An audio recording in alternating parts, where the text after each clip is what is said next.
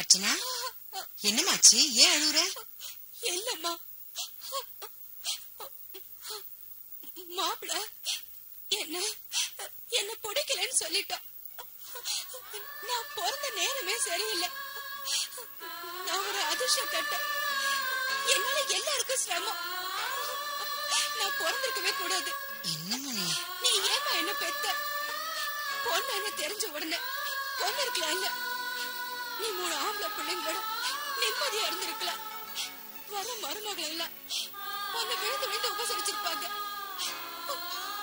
ஐயோ கடவுளே! இது பாருமா அர்ச்சனா, என்னதான் பிள்ளைங்க இருந்தாலும் தலைமாட்டுல உட்கார்ந்து அழறதுக்கு ஒரு பொண்ணு வேணுமா?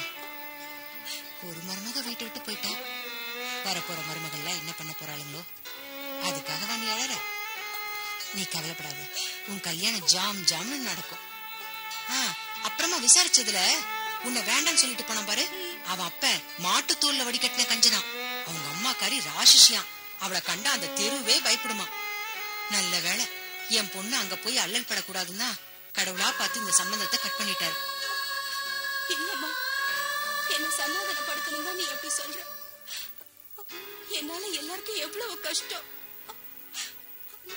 அம்மா, நான் கல்யாணமே பண்ணிக்க மாட்டேன். கடைசி வரைக்கும் உன் கூடவே இருந்து ஒத்தாசையா இருப்பம்மா.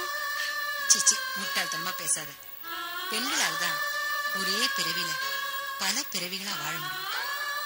ஒரு அம்மாவுக்கு பொண்ணா, கணவனுக்கு மனைவியா, குழந்தைக்கு தாயா, பேரனுக்கு பாட்டியா.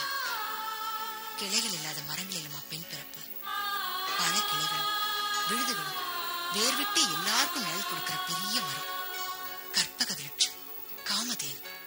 இந்த குடுப்பனையை போய் நீ வேண்டாங்கிறியே.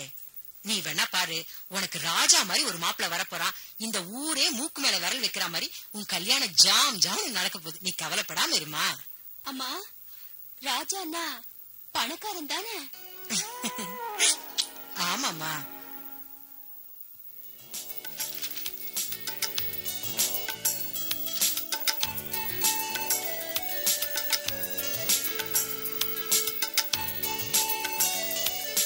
அர்ச்சனா, டிஷர்ட் பாத்தியா? லைட் என்ன கலர் தானே? ஆமா. துபாய் கம்பெனி தானே? ஆமா. நான் பாக்கலையே.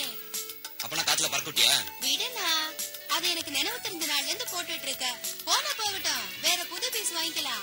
ஆமா, இந்த அம்மாக்கு என்ன பெரிய மகாராணி, வாங்கி கொடுத்துருவாங்க.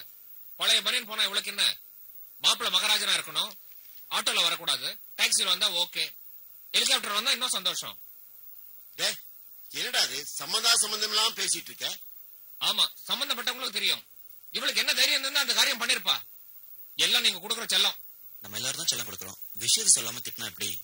நீங்க என்ன கேள்வி கேக்குறீங்க? நான் இவளதான் திட்டிட்டு இருக்கேன். இவையாவது வாய் திறந்து பதில் சொல்றாளா பத்தியா? அவ அப்படி என்னதான் செஞ்சிட்டா? அவ என்ன செஞ்சா நீங்க அவகிட்டே கேளுங்க.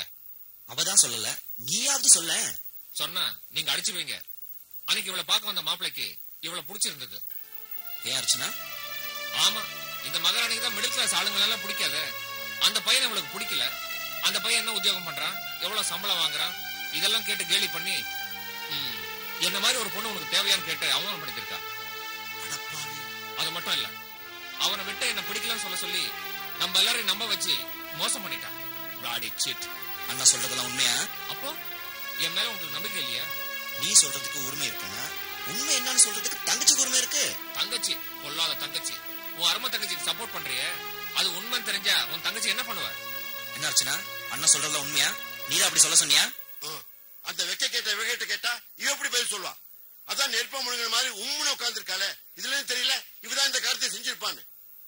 இவ செஞ்ச இந்த பாவம் தான் இவளுக்கு ஒரு இடம் கூட அமைய மாட்டேங்குது. நானும் நாயா அலையறேன்.